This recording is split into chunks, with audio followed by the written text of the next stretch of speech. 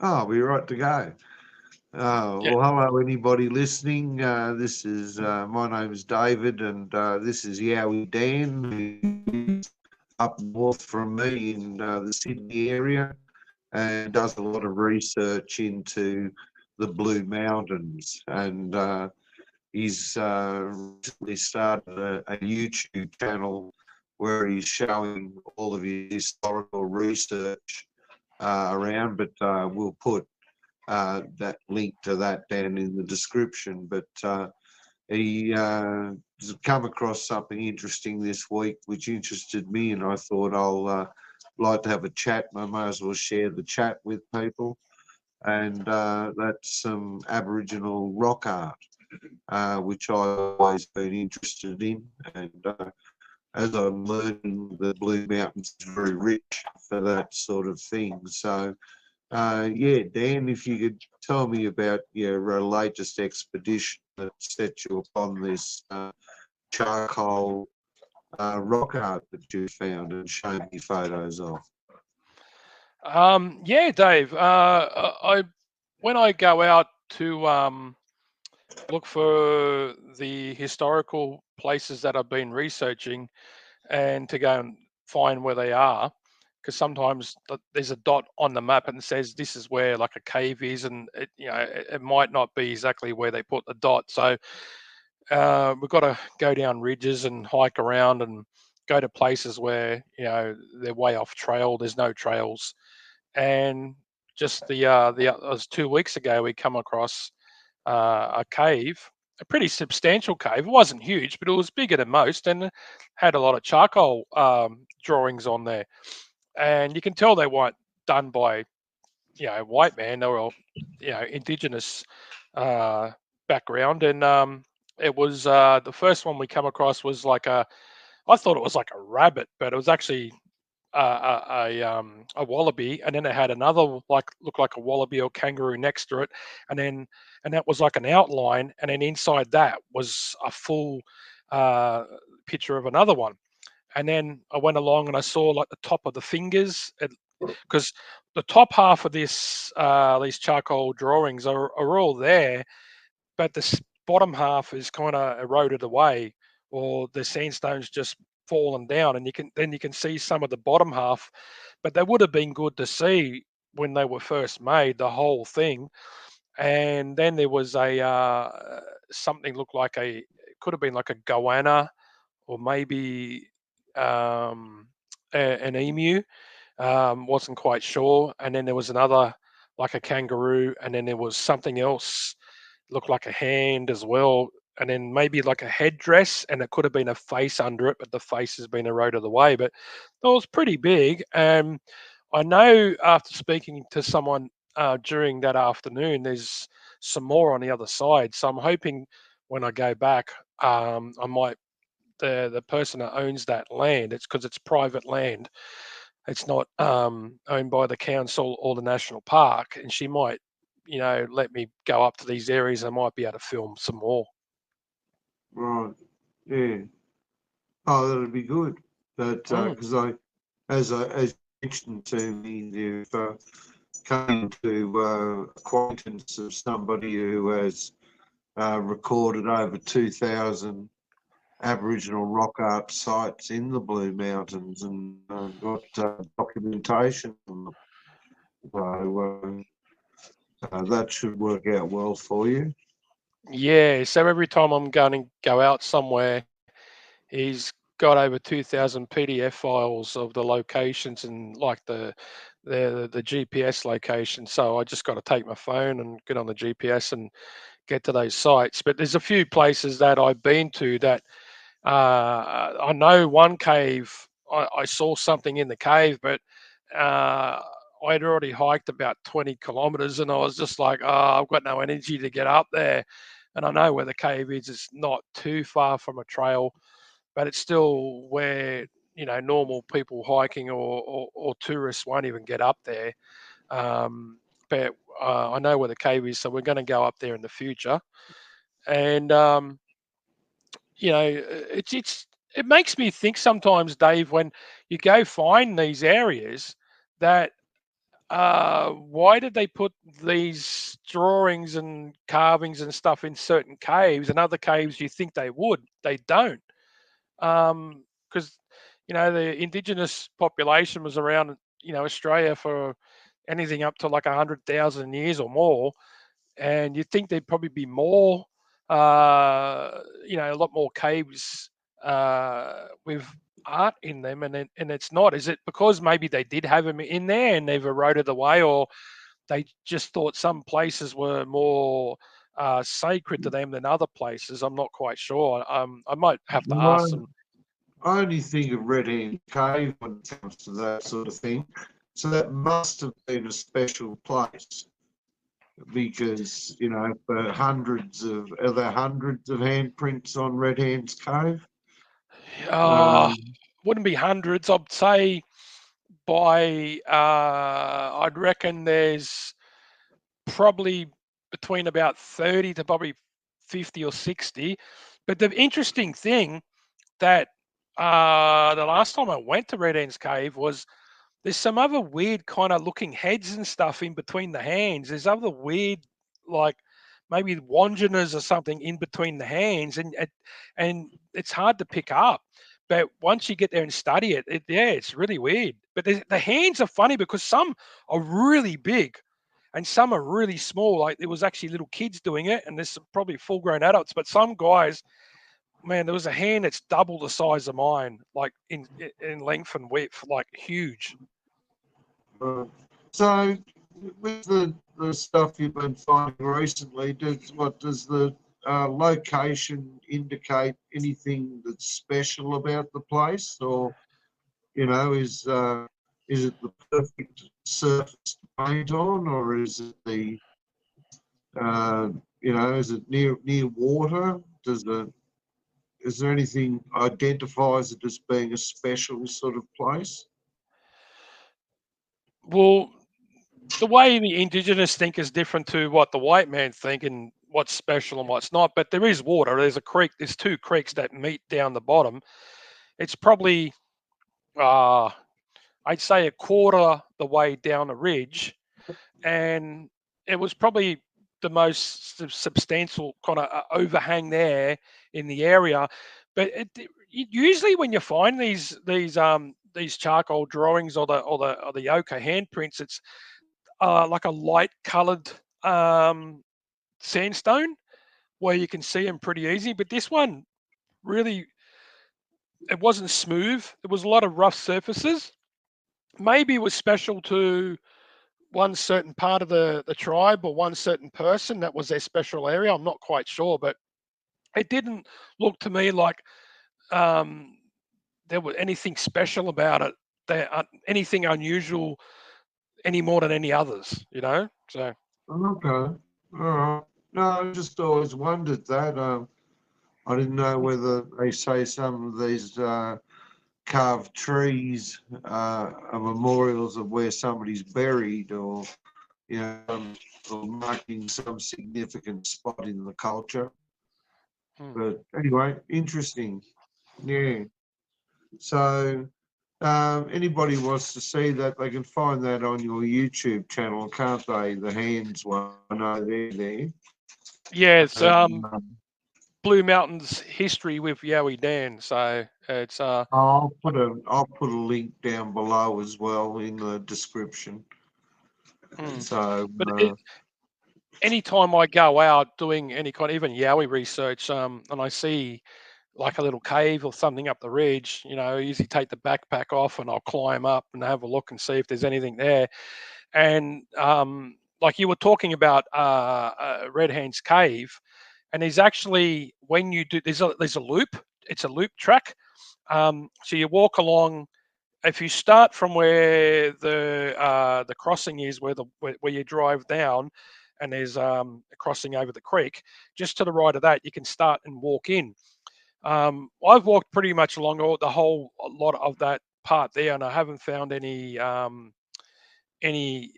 like grinding grooves or anything. But once you get to Red End's Cave, and then you go past it into the car park, and then you go to another trail, and it goes around the back of another ridge, and then it ends up coming back to the original Red Hens Cave trail that you went on.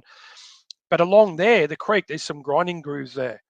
So there's grinding grooves there, and there's actually some cave art through that area, which is way off the trail. You've got to bush back shit up creeks and ridges to find them. So I've just found that out recently by this friend of mine that I go hiking with. Oh, excellent, mate. Excellent. Mm. We can expect a little bit more Aboriginal art on your future videos. Yeah, I'm going to try and get as much as I can as I venture into the bush, and I'm always out looking for it.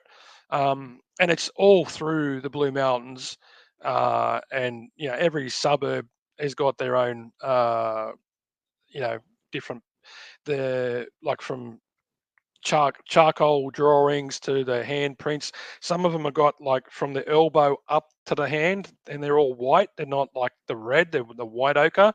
And I know the location, not really the location. I know the suburb. I'd have to ask where these ones are in this suburb of the Blue Mountains, but uh, yeah, every suburb's got their different types of rock art or grinding grooves or um, but I have not found many the scar trees. I've only come across I think three scar trees, and like Dave, one's down at Martin's Number Pond. one, huh? Yeah. Yeah, that's a significant one. That's a big one, and then the other one's in Hazelbrook, right near the highway.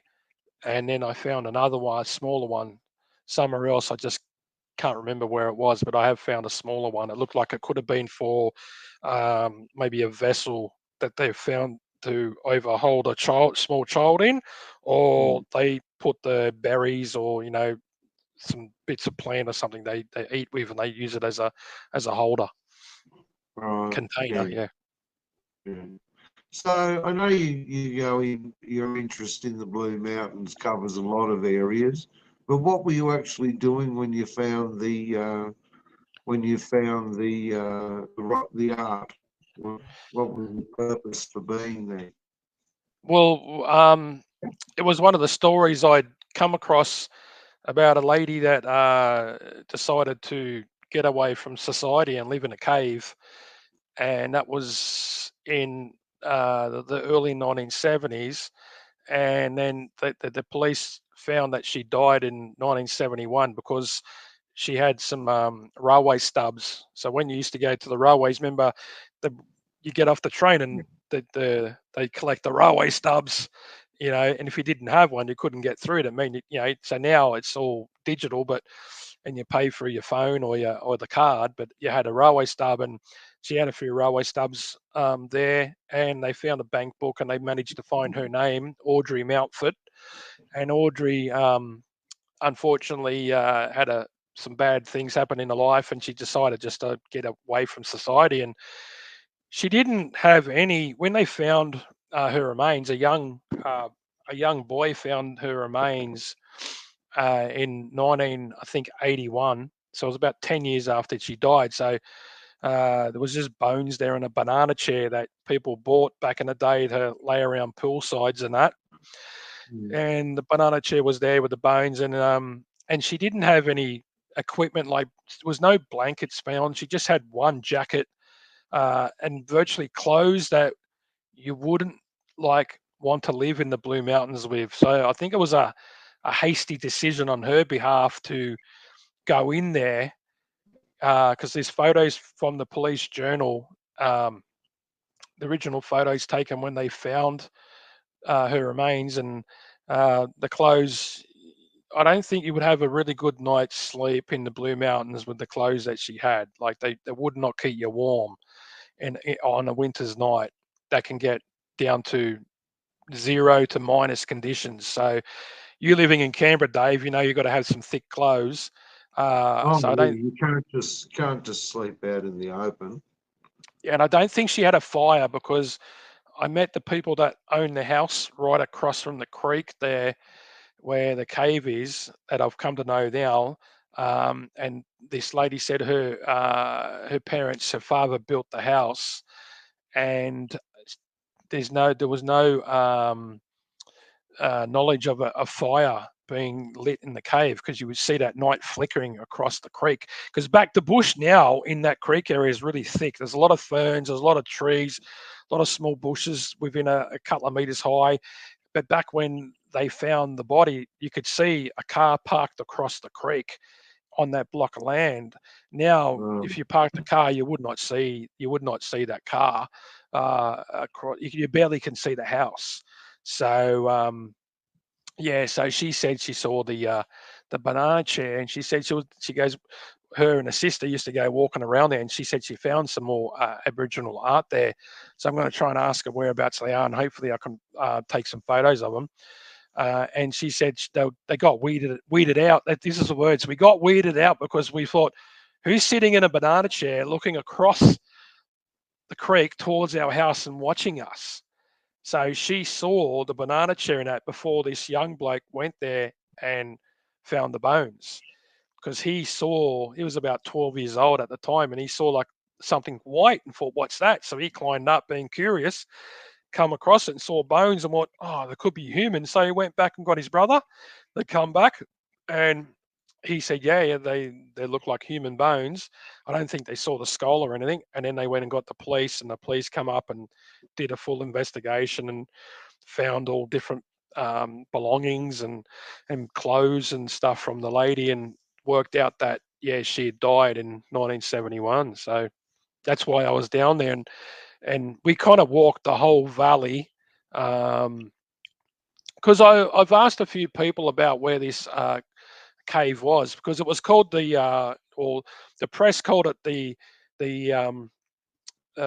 Jilted Bride's Cave, because she went to Canada to marry an ex-serviceman over there, or a guy in the army from Canada, and then it fell through. So I think she was a bit upset about that, and then unfortunately she couldn't find any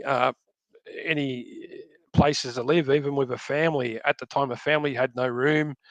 They had kids in all their rooms and everything, and they unfortunately had no room for her. So she was last seen asking her sister if she could live with her, and she said, unfortunately, I can't. I've got no room here. I've got nowhere to stay. I've got no beds. I've got nothing. And so that was the last time she was seen.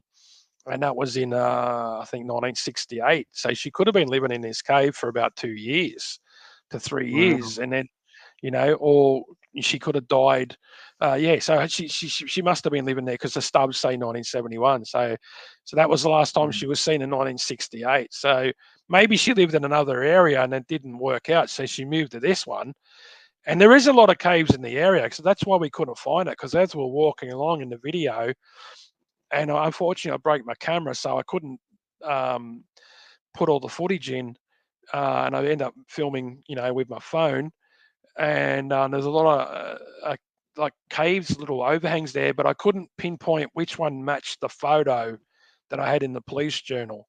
And I'm thinking, why would the police journal put not the right cave? So I'm trying to find out which one was which. And then eventually we come across the lady down in the creek, and they were taking out weeds out of the creek. And her and a couple other people, and she said, yeah, I'm happy to show you. Just gave me a name and phone number, and said, give me a call and we'll work out a date, and you can come down and I'll point you to the right cave, and you can go and you can go film it. So I'm glad I bumped into her, so it worked out really good for me. Oh, it's really good. I mean, I imagine the local knowledge around the place, and it'd be amazing. I mean, there'd be people who've lived up there all their lives, and probably have parents that live there. So, Yeah. yeah, so there'd be a lot of knowledge along the way. All right, so there's, are you going back? When are you going back?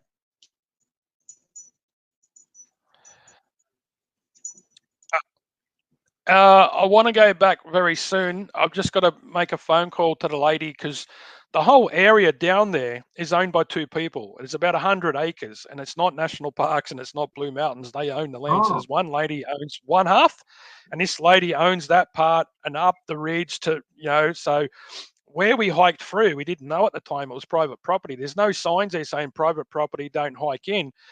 So, yeah, it's you think you go there and you think, oh, as soon as you walk away from people's houses, it's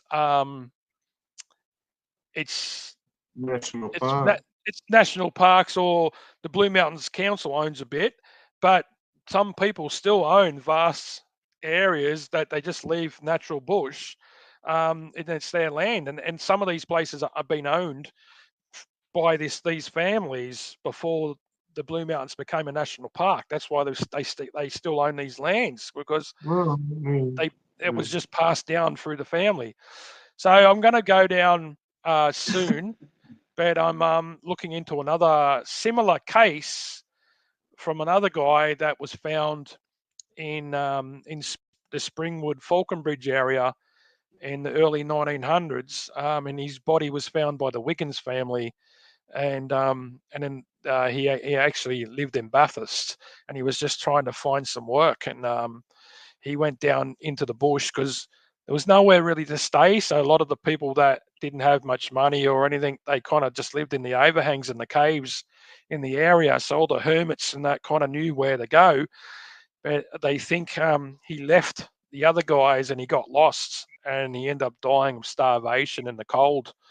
So that was there. So that's the next story I'm looking into. Oh, Um, very, yeah. yes. So these areas, some of these areas that as a certain name now, back 100 years ago, over 100 years ago, they had different names because they would name a certain area after the person that owned maybe the land above it. And that's why it's hard to find some of these places. And I've been looking and looking, and I'm glad I come across a guy's blog page, and he's pinpointed whereabouts this gully is under this certain name, and I've got to go there. I've been there, but I haven't been up above this waterfall to get to this area. And I actually found a newspaper article that they the people that found the body says it was right near a creek, but there was like an overhang there. But when I found a certain newspaper article said it was in an area that was like high up. So I'm thinking there's a big, there is a big waterfall there in the area, and is it in an overhang just above the waterfall, but near the water? Because they said it was in an area where it was right near a dangerous area that So I'm thinking that's where it is. So I'm going to have to go in there and bush bash it up top of this waterfall and go and check out the area above, and it might be the area that I'm been looking for. Oh, excellent, mate. Excellent. Oh, well, do keep us updated about any Aboriginal rock art or anything like that along the way. It's an area I've had interest in for a long time. I think it's just amazing this stuff still exists. And there Mm. must be so much more out there in an area like the Blue Mountains that people just don't go to or near. So there'd be some pretty special spots around the place, I imagine. Oh, they're finding new Um, stuff all the time, because you got to look at, even you just stand at the like the Three Sisters, the lookout there, and you just look like southwards, but towards Burragarang, and there's areas there where people just don't go because there's no trails, and there's got to be a lot of places there where there's artwork and no one's ever seen it. It has to be. yeah, no, there would be, sure, Mm. sure. Yeah. All right, Dan. Well, thanks very much for the chat tonight. I really appreciate it. And it's Blue Mountains history with Yowie Dan. Is that right? That's it. Right, and I will put a link below in the description. So I do highly recommend you go if you like a bit of history and a bit of adventure that goes along with it. You sort of like the Indiana Jones, Blue Mountain history. Mm. Yeah, I'll hop along and give it a follow. So, all right, Dan, thanks very much, mate. Uh, you you have a good evening. You too. Thanks for asking me to come on the show and talk about some of the things I've found just recently, and hopefully everyone enjoys what I've got to show on my channel. Good on you, mate. Cheers. All right. See yous. Bye. Bye, mate.